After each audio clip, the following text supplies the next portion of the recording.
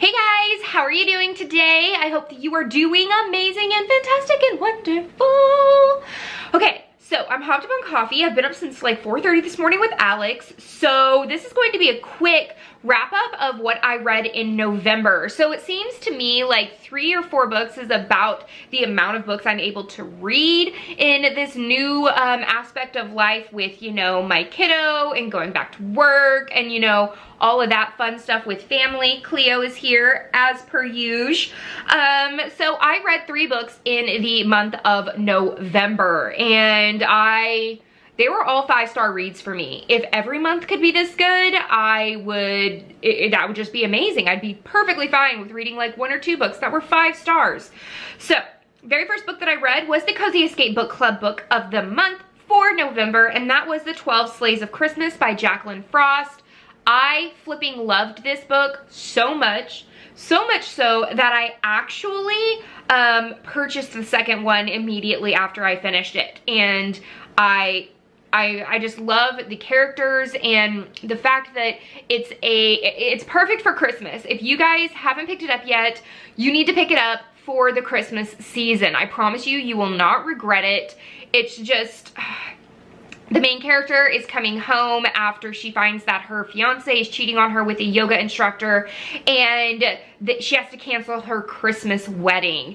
And Christmas is sort of a big thing where she is from. Her parents own a Christmas tree sort of farm, but they also have a lot of little bitty like a cafe and like a Chotsky's kind of store, and it's just very like, Christmas is a big deal. They even have Christmas games like rolling snowballs down the hill, like it's gingerbread decorating contest. Like, it's just so much fun, and the murder was really well written to the fact that I did not guess the whodunit until almost the very end when she figured it out, so I loved that.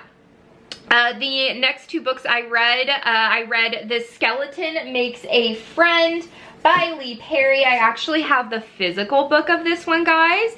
So The Skeleton Makes a Friend by Leigh Perry. You guys know how much I love the Family Skeleton Mystery series.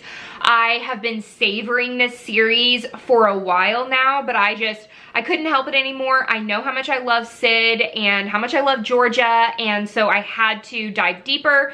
And I finished the series this month, guys, and I'm so like, I'm happy that I know, but like, I also need more. And I know that Leigh Perry, she messaged and said that she is currently writing a short story about Sid.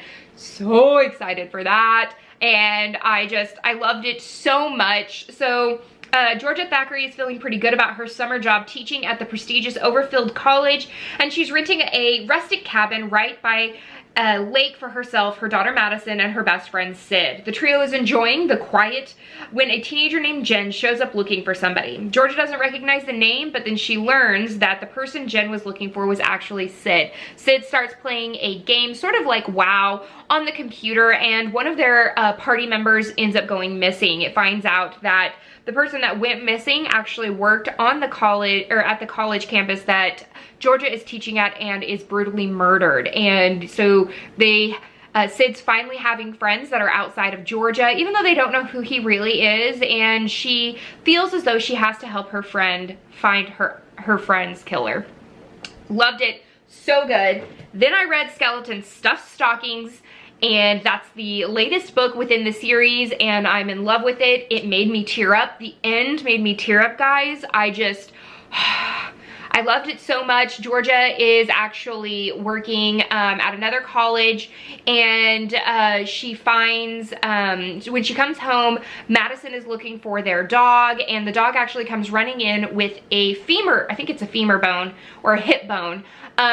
And they think that he has stolen one from Sid, so they rush upstairs, and Sid's like, not my bone. So the dog stumbled upon a body. The body ends up being someone that one of Georgia's co-workers knew from the past. I don't want to give away too many details, but Charles.